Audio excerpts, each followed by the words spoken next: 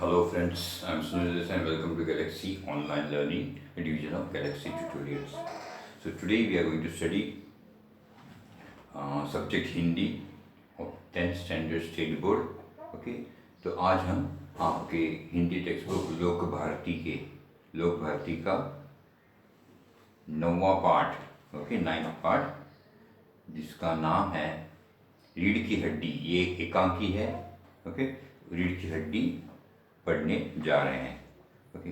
ये जो रीढ़ की हड्डी, ये जो एकांकी है, वो जगदीश चंद्र माथुर जी ने लिखी है। उनका जन्म 1917 में बुलंदशहर उत्तर प्रदेश में हुआ और उनकी मृत्यु 1978 में हुई। उनका परिचय देखते हैं। उनके परिचय में लिखा है कि जगदीश चंद्र माथुर जी एक वरिष्ठ साहित्यकार और संस्कृति पुरुष थे। आपने आकाशवाणी में काम करते हुए हिंदी को लोकप्रिय बनाने में महत्वपूर्ण योगदान दिया। जगदीश चंद्र जी प्रसिद्ध नाटककार के रूप में प्रतिष्ठित हैं। उनकी प्रमुख कृतियां हैं कोणार्क, पहला राजा, भोर का तारा, शारदिया आदि। अभी इस पाठ के संबंधी, इस एकांकिका के बारे में लिखा है कि प्रस्तुत एकांकी में जगदीश चंद्र माथुर ने स्त्री शिक्षा का महत्व को दिखाया है। समाज के दकियानुसी विचारों पर प्रहार करते पुराने परंपरावादी विचारों पर प्रहार करते हुए लेखक ने नारी सम्मान को महत्व प्रदान किया है। कि इस एकांकी में जगदीश चंद्र जी ने नारी सम्मान का महत्व दिखाया। नारी को पढ़ना क्यों चाहिए, एजुकेशन टू वुमेन एम्पावरमेंट, इसको महत्व देते हुए पुराने ख्यालात के पुरान मतवादी लोगों के ऊपर उन्होंने हल्ला किया अपने एकांकी की रूप में। तो इस एकांकी यानी एक अंक का नाटक, जिसमें एक ही अंक होता है। नहीं तो नाटक में कैसे 2 अंक 3 अंक होते हैं, तो ये शॉर्ट होता है नाटक। ये जो प्ले है वो शॉर्ट होता है, इट्स ओनली 1, एक ही अंक होता है, ओके। इसमें जो पात्र है वो ये है। पहली है पात्र एक उमा एक सुशिक्षित युवती है, ओके। फिर रामस्वरूप जो कि उमा जी के पिता है। फिर उनकी पत्नी प्रेमा, यानी कि उमा की माँ है वो। फिर शंकर, जो उमा को शादी के लिए देखने आने वाला लड़का, वो युवक का नाम है शंकर। और उनके पिताजी गोपाल प्रसाद। और रतन जो है वो रामस्वरूप जी का नौकर है। तो इस एकांकी में जो मेन अहम भूमिका जिसकी है वो है, जो नायिका है वो है उमा, ओके। जो नायिका है वो है उमा। उसी के उसके रूप में नारी सम्मान के बारे में और लड़कियों को पढ़ाई की कितनी ज़रूरत है, क्यों चाहिए पढ़ना, इसके बारे में लेखक ने लिखा है। तो हम चालू करते हैं इस एकांकी को। तो तो पहले जब हम देखते हैं तो स्टेज के ऊपर जो नेपथ्य है वैसे एक कमरा दिख रहा है हमें स्टेज के ऊपर। अंदर के दरवाजे से कोई तो ऐसे पीट करके आ रहा है। अंदर के दरवाजे से आते हुए जिन महाशय की पीठ नजर आ रही है वह अधेड़ उम्र के, अधेड़ मतलब middle age, around 50s, okay. 50s के एक आदमी पीठ दिखाकर आ रहे हैं। एक तख्त को पकड़े हुए कमरे में आते हैं। उन्होंने एक बाजू से तख्त यानी एक व्हाट यू कॉल दैट, चारपाई, ओके। चारपाई को और चारपाई को पकड़ के वो आ रहे हैं। तख्त का दूसरा सिरा उनके नौकर ने पकड़ा है, ओके। तो उन्होंने एक बाजू से तख्त को पकड़ा है, दूसरी तरफ उनका नौकर ने पकड़ा है। और वो तख्त को पकड़ के अंदर के रूम में से बाहर के रूम जो हमें दिख रहा है उसमें लेके आ रहे हैं। तो रामस्वरूप भी बात करें, अबे धीरे धीरे चल, अब तू तख्त को उधर मोड़ दे, उधर मोड़ दे, उधर। फिर तख्त को नीचे रखने की आवाज आती है। फिर उनका जो नौकर है रतन पूछता है, बिछा दे साहब, और क्या करेगा? परमात्मा के यहाँ अक्ल बांट रही थी तो तू देर से पहुंचा था क्या? बिच्छा दो साहब। और ये पसीना किस लिए बहा है? मतलब इस सेइंग बिछा दो साहब के पूछ रहा है, इतनी तो अक्ल नहीं है क्या तुझे? अरे इतना बाहर से क्यों लाया है? बिछाने के लिए तो लाया है, रखने के लिए तो लाया है यहाँ पे। ओके, और ऐसे रखेंगे तो उसके ऊपर आपको कुछ डालना तो पड़ेगा। तो अपने मालिक के गुस्सा होने से रतन तक बिछाता है और हंसने लगता है, ही। और फिर दरी उठाते, दरी यानी सतरंजी उठाते हुए, और बीबी जी के कमरे में से हारमोनियम उठा लो और सितार भी, जल्दी जा। और वो रतन को बोलते हैं रामस्वरूप जी कि बीबी जी की मतलब उनकी लड़की उमा जी के कमरे से हारमोनियम और सितार लेके इधर आ जाना, जल्दी लेकर आना। रतन जाता है लाने के लिए। तब तक पति पत्नी यानी रामस्वरूप और उनकी पत्नी प्रेमा तख्त पर दरी यानी चटाई बिछाते हैं बैठने के लिए। प्रेमा, लेकिन यह तुम्हारी लाडली बेटी उमा तो मुंह फुलाए बैठी है। लेकिन रामस्वरूप की पत्नी कहती है, लेकिन आपकी बेटी जो उमा है वो अंदर मुंह फुलाए बैठी है। मुंह फुलाए मतलब नाराज होकर बैठी है, मतलब she is not interested in this, लड़के को दिखाना विखाना इसमें शी इज़ नॉट इंटरेस्टेड। सो वो मुंह फुलाए बैठी है। रामस्वरूप पूछते क्या हुआ? तुम्ही ने तो कहा था कि उसे ठीक ठाक करके नीचे लाना। अरे हाँ, देखो उमा से कह देना कि जरा करीने से आए।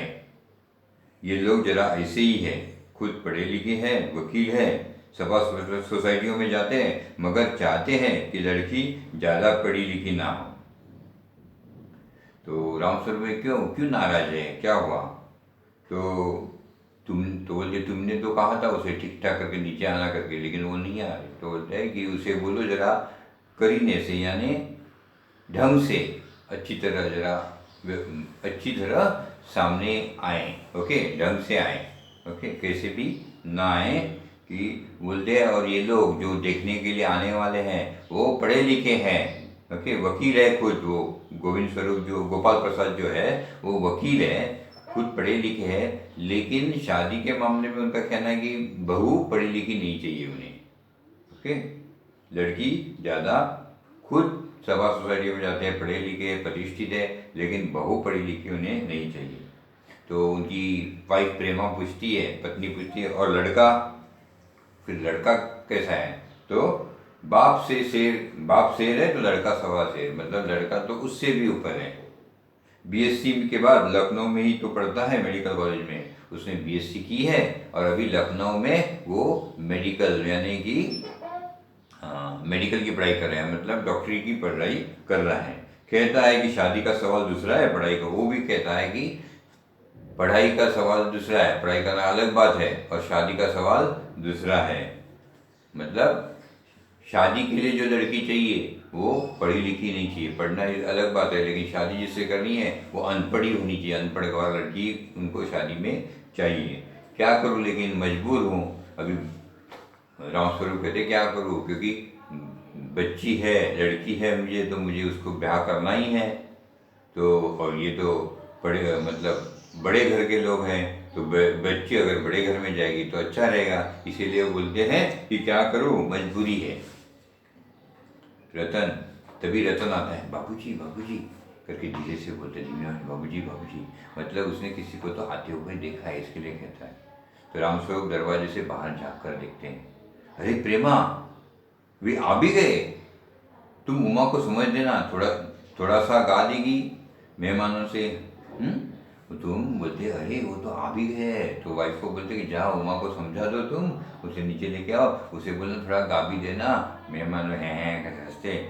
और फिर तब तक गोपाल प्रसाद उनके दरवाजे में खड़े हो जाते हैं। तो वे बोलते हैं आइए आइए, हैं मकान ढूंढने में कुछ तकलीफ तो नहीं हुई? गोपाल प्रसाद थोड़ा खाक कर नहीं, तांगे वाला जानता था, रास्ता मिलता कैसे नहीं?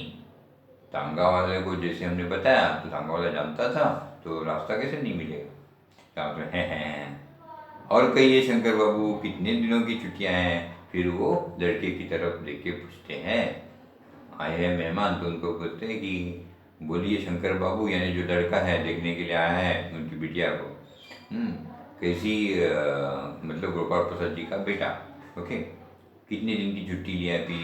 नहीं जी, कॉलेज की तो छुट्टियां नहीं है, वीकेंड में चला आया था। बोलते कॉलेज में तो अभी छुट्टियां नहीं है, लेकिन वीकेंड, वीकेंड मतलब सप्ताह का अंत, यानी शनिवार रविवार को छुट्टी रहती है, तो उसमें चला आया था। तो आपके कोर्स खत्म होने में तो अब साल भर रहा होगा।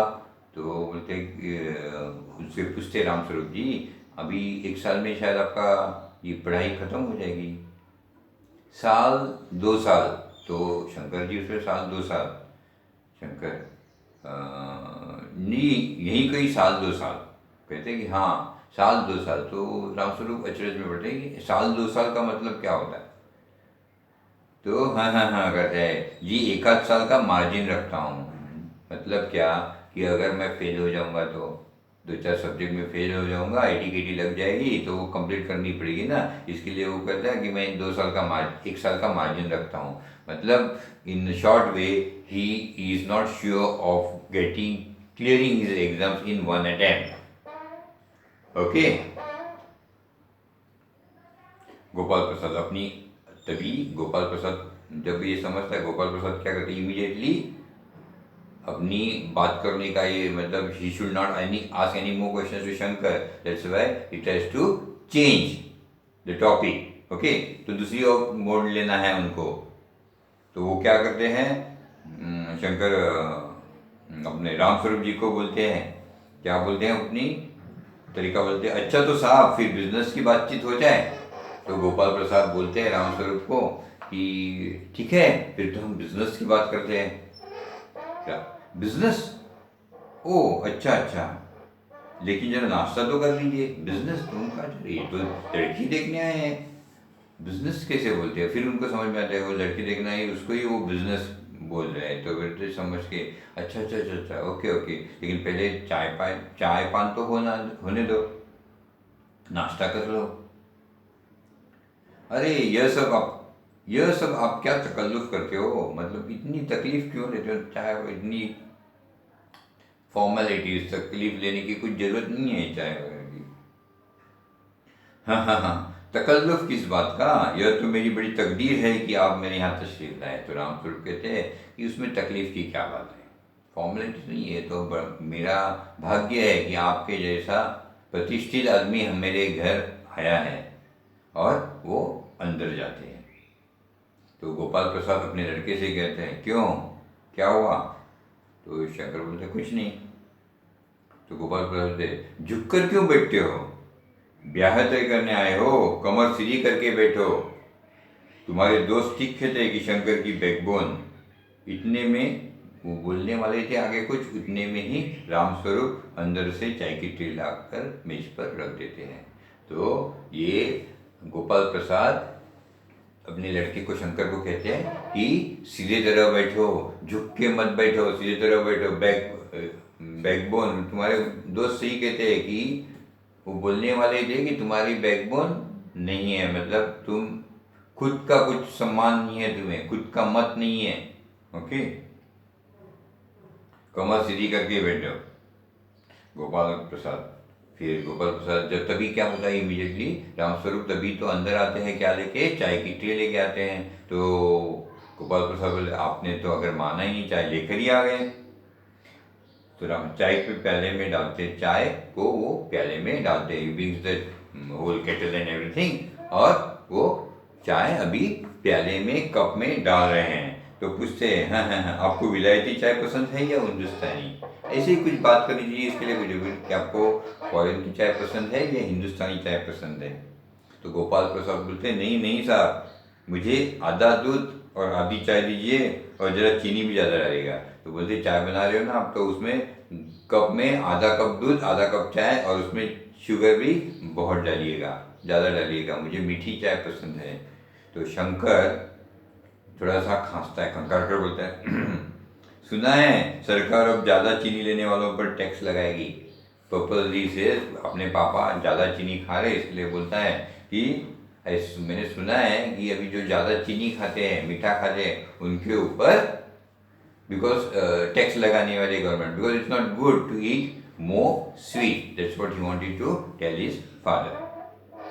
तो गोपाल प्रसाद चाय पीते हुए, चाय पी रहे हैं तो बोलते हैं, सरकार जो चाहे सो कर ले, पर अगर आमदनी करनी है तो सरकार को बस एक ही टैक्स लगाना चाहिए। तो उसके ऊपर गोपाल प्रसाद कहते हैं कि सरकार चाहे कुछ भी कर ले, चीनी पे टैक्स लगा दे या कुछ कर दे, मीठे खाने वालों पे टैक्स लगा दे, लेकिन अगर सरकार को पैसा कमाना ही है तो बस एक चीज़ पे उन्होंने टैक्स लगाना चाहिए। तो तभी रामस्वरूप शंकर को भी 100 कप देते हैं चाय पीने के लिए, कप में 100 से, और पूछते हैं गोपाल प्रसाद जी से वो कौन सी चीज़ है जिस पे ऊपर टैक्स लगानी चाहिए। तो गोपाल प्रसाद कहते हैं खूबसूरती पर टैक्स, और फिर सब लोग रामस्वरूप और शंकर दोनों हंस पड़ते हैं। तो बोलते हैं मजाक नहीं साहब, यह ऐसा टैक्स है जनाब कि देने वाले चू भी न करेंगे।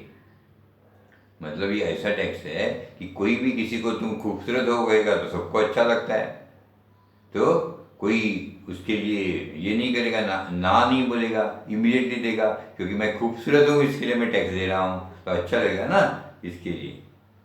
तो रामस्वरूप जोर से हंसते हुए, वाह वाह, आप खूब सोचा है आपने, वाकई आजकल खूबसूरती का सवाल भी बेढप हो गया है, हम लोगों के ज़माने में तो यह कभी उठता भी न था।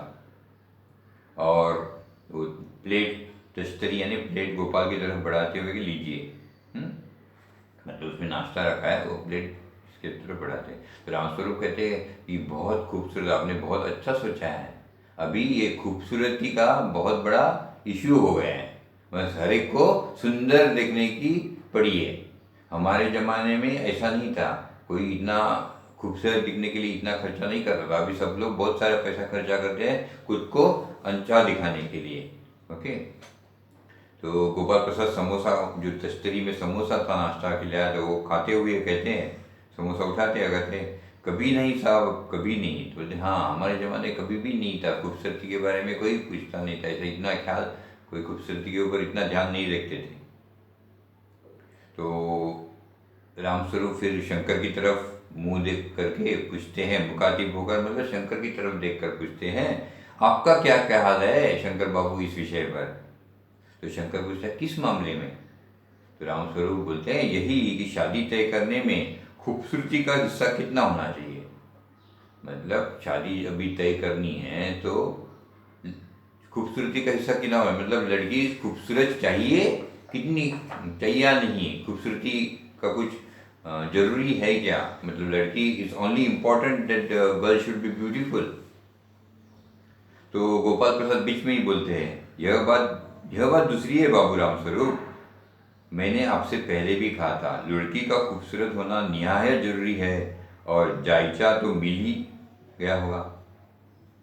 तो शंकर गोपाल स्वरूप शंकर रामस्वरूप जी का बात काटते हुए बोलते हैं कि मैंने तो पहले ही कहा था कि लड़की कैसी होनी चाहिए, खूबसूरत होनी चाहिए, हमने तो पहले ही कहा था, मतलब आपकी लड़की हमें खूबसूरत होगी तो पसंद आएगी, वही कहना है उनको कि लड़की तो खूबसूरत होनी ही चाहिए। और दूसरी बात, आपने जायचा तो मिलाई होगा, जायचा मतलब जन्म पत्रिका, कुंडली, दोनों की कुंडली, मतलब शंकर की और उमा की कुंडली तो आपने मिलाई होगी। तो रामस्वरूप कहते हैं पुराने ज़माने में ये सब होता था ना, पूरा कुंडली जमाना, ये सब अभी भी होता है, वैसे तो नॉट दैट इतना गहरे से नहीं, गहराई से नहीं, लेकिन अभी भी होता है। रामस्वरूप जी, जायचे का मिलना क्या मुश्किल बात है, ठाकुर जी के चरणों में रख दिया, बस खुद ब खुद मिला हुआ समझिए, मतलब जायचा मिलाने की, जन्म कुंडली मिलाने की क्या बात है, क्योंकि पहले के ज़माने में भी जन्म कुंडली मिलाने के लिए क्या करते, अगर आपको लड़का या लड़की पसंद है तो जन्म कुंडली मिलती जुलती है ऐसे बोलते थे। तो वो कहे जायका जन्म कुंडली मिलाने की क्या जरूरत, हमने ठाकुर के सामने, ठाकुर जी के सामने, यानी भगवान जी के सामने, भगवान को ठाकुर कहते हैं, तो भगवान के सामने, भगवान के चरणों में तो रख दी दोनों की जन्म पत्रिका, मतलब वो अपने आप जुल जाएगी, भगवान वो देख लेंगे भगवान जी। लड़कियों को गोपाल प्रसाद तो ही बोलते लड़कियों को अधिक पढ़ने की जरूरत नहीं है, सिलाई पुराई कर रहे बस। तो गोपाल प्रसाद जो खुद एक वकील है, वो रामस्वरूप जी को कहते हैं लड़कियों को पढ़ाई लिखाई की क्या ज़रूरत है, उनको कुछ लिखाई पढ़ाई की ज़रूरत नहीं, उनको बस घर के काम यानी सिलाई पुराई घर के काम करने में आया तो काफ़ी है, बाहर उनको ज़्यादा पढ़ने की कोई ज़रूरत नहीं। तो रामस्वरूप हैं करके हंसते हैं। तो मेज को वो एक तरफ सरका देते हैं, हटाते हैं, फिर अंदर के दरवाजे की तरफ मुंह अंदर देखकर अंदर के दरवाजे की तरफ मुंह करके जरा जोर से बोलते हैं, अरे जरा पान भिजवा देना। मतलब अपने वाइफ को कहते हैं कि पान, चाय तो हो गई, चाय के बाद में पान खाना है तो पान भिजवा देना। तो उमा मतलब उनकी लड़की आती है तभी बाहर, और हाथ में उसके एक तस्तरी है यानी ट्रे है, वो ट्रे में पान रखा हुआ है और वो अपने पिता को तस्वीर देती है।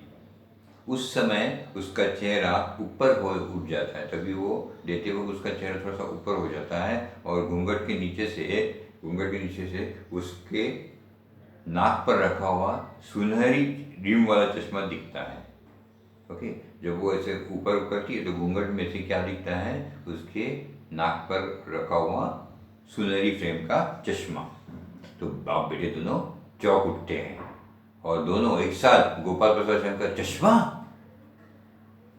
रामस्वरूप जरा सक पका कर मतलब थोड़े ये हो जाते, घबरा जाते हैं थोड़े।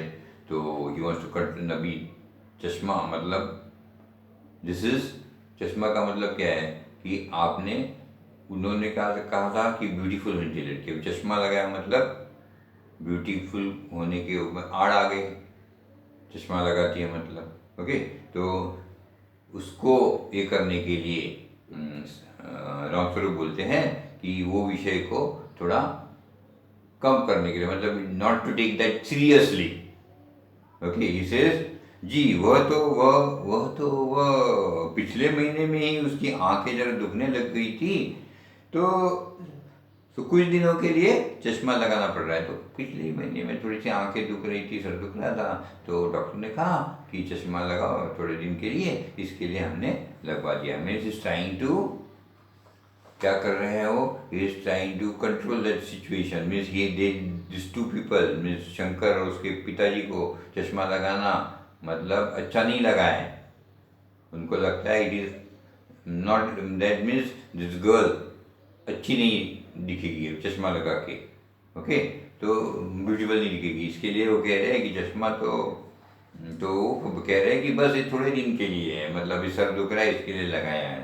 ओके, तो इमीडिएटली वो पूछते हैं ये चश्मा पढ़ाई विढ़ाई की वजह से तो नहीं हुआ, मतलब अगर स्टूडियस है लड़की, ज़्यादा पढ़ती है, किताबें पढ़ती हैं तो चश्मा लगता है। ओके, तो वो पूछते हैं पढ़ाई विढ़ाई की वजह से तो नहीं। तो रामस्वरूप कहते हैं नहीं साहब, वह तो मैंने अर्ज किया ना।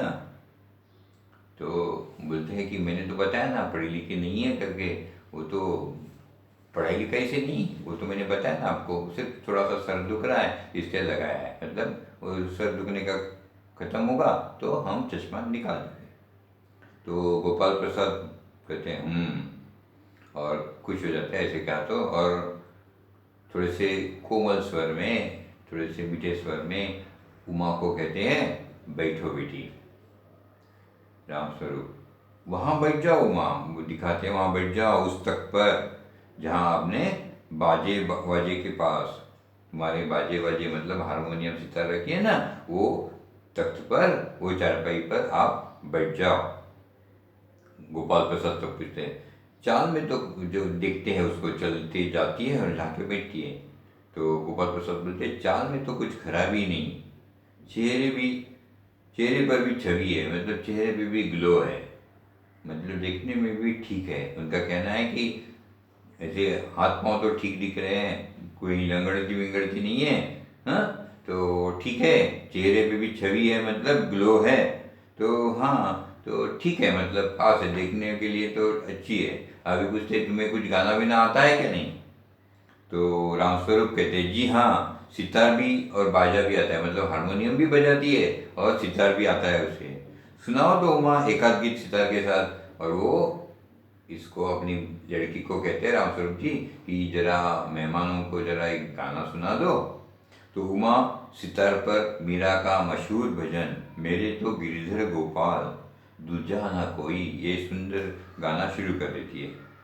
उसी गाते गाते उसकी आंखें शंकर की झेपती सी आंखों से मिल जाती है और वह गाते गाते एक साथ रुक जाती है और वो गाना चालू कर देती है और गाते गाते उसकी नज़र शंकर के चेहरे के पास जाती है।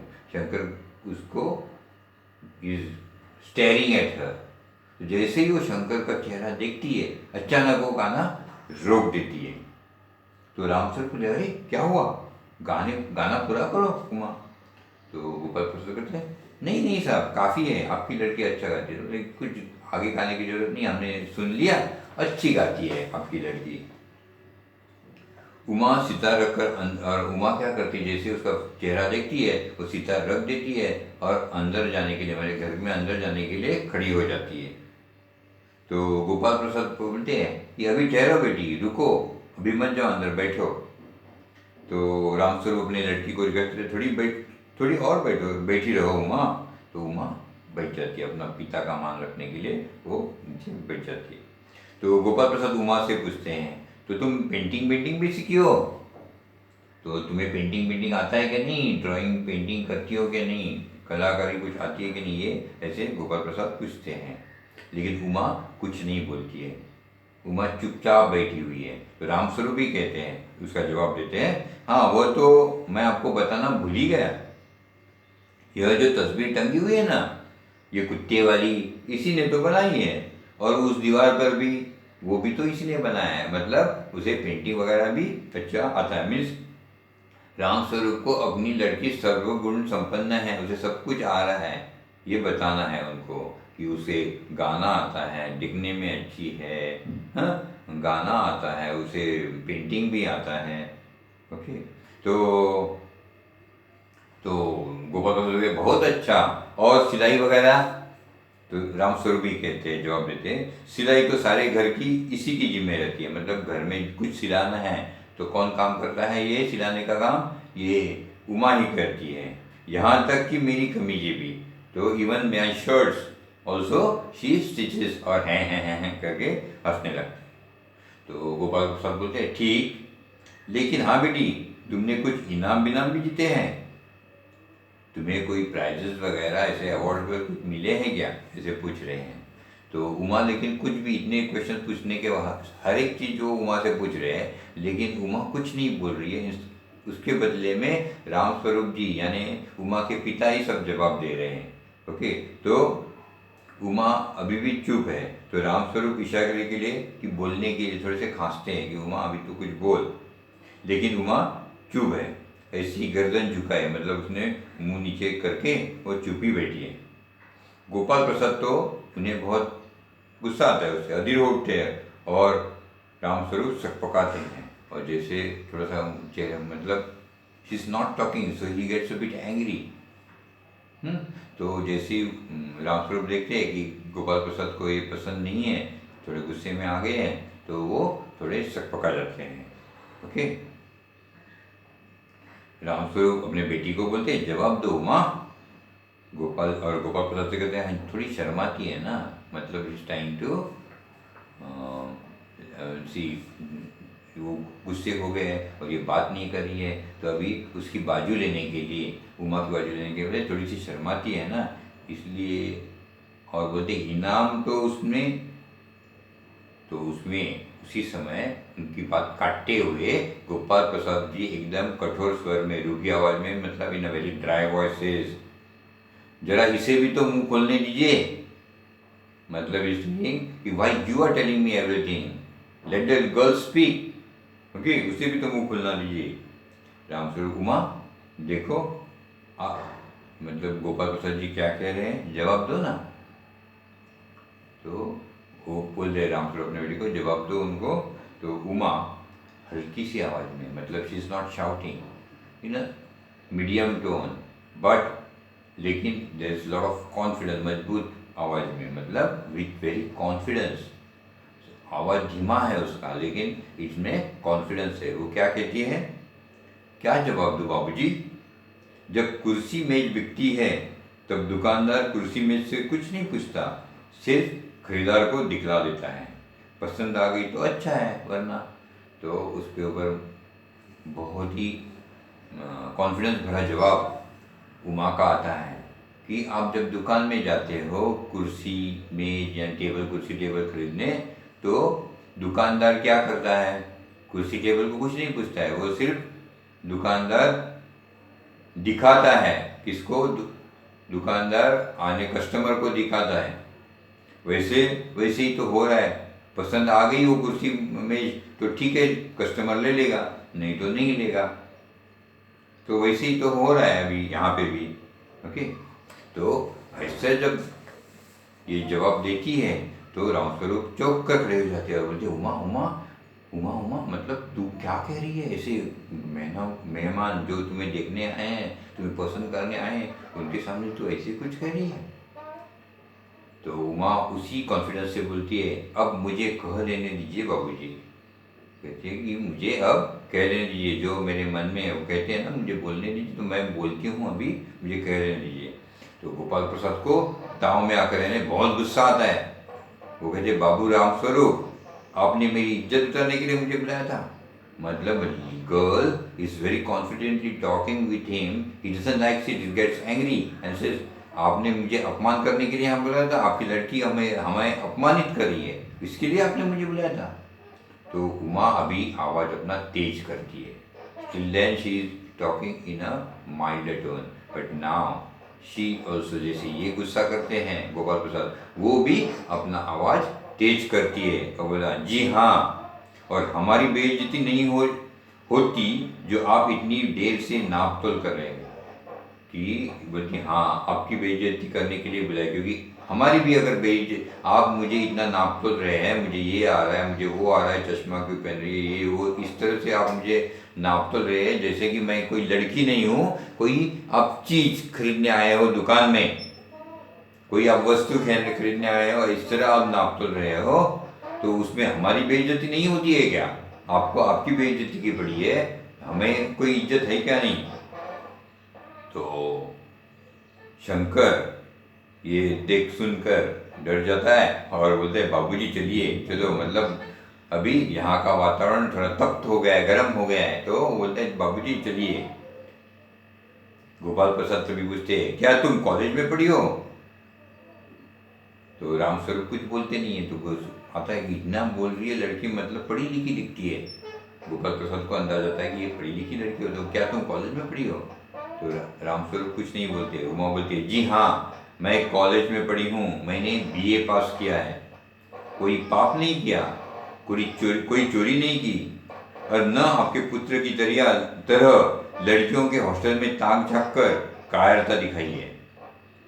मुझे अपनी इज्जत, अपने मान को ख्याल तो है, लेकिन इनसे पूछिए कि ये किस तरह नौकरानी के पैरों में पड़कर अपना मुंह छिपाकर भागे थे।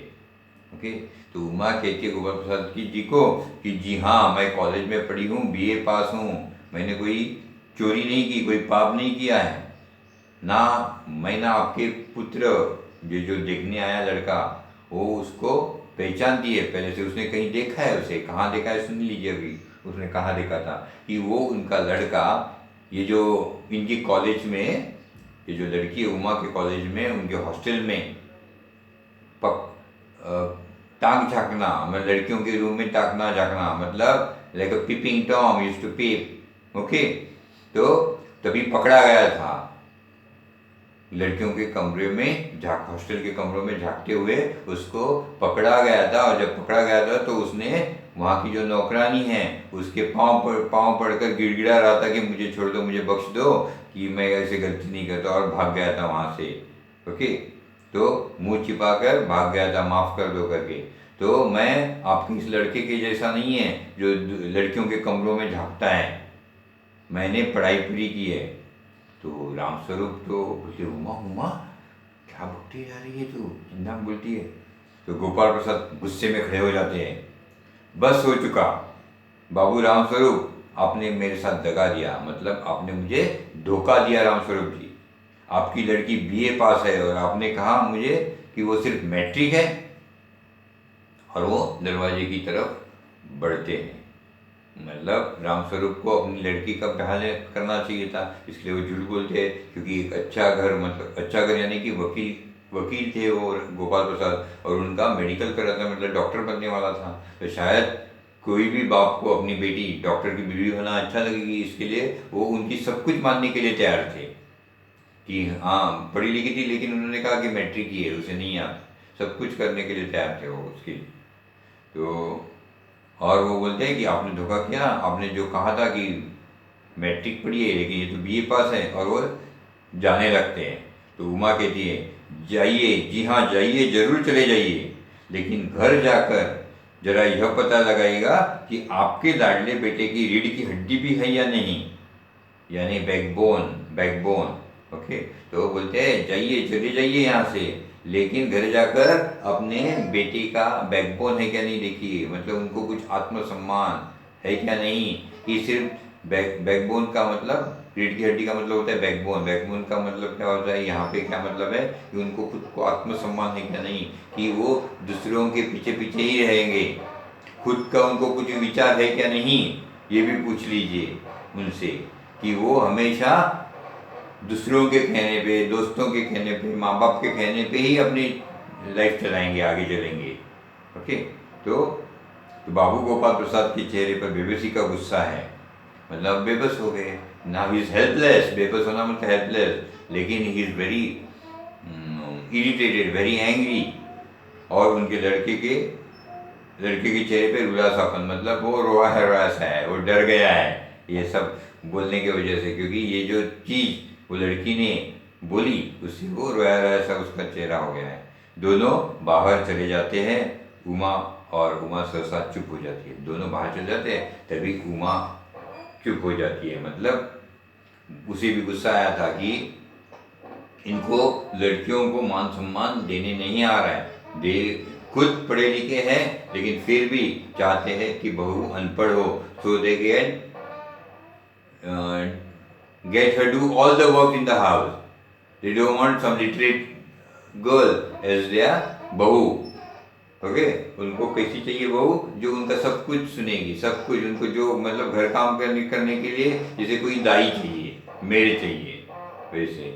और इस एकांकिका से क्या दिखता है हमें, हमारे जो लेखक है जगदीश चंद्र माथुर जी, वो हमें शिक्षा, लड़कियों को शिक्षा की जरूरत कितनी है, because since this Uma was a literate girl, वो बीए पास से ग्रेजुएट थी, इसके लिए वो अपनी बात कह पाई, नहीं तो अगर वो इलिटरेट होती, पढ़ी लिखी ना होती, तो चुपचाप इनके साथ शादी करती, शंकर के साथ शादी करती, और शादी करने के बाद उसकी लाइफ कितनी बदतर हो जाती थी ना, कि मतलब उसे खुद की लाइफ जीनी ही नहीं मिलती थी, उसे हमेशा ये दोनों की, बाप और बेटे के सुनना पड़ता था। She could have not been able to live her life on a own terms. Okay, that is why it is very necessary that लड़कियां पढ़े, उनको आत्मसम्मान मिले, ओके, और अपने पाँव पे खड़े हो जाएं। Okay, that's all in this एकांकी। Thank you.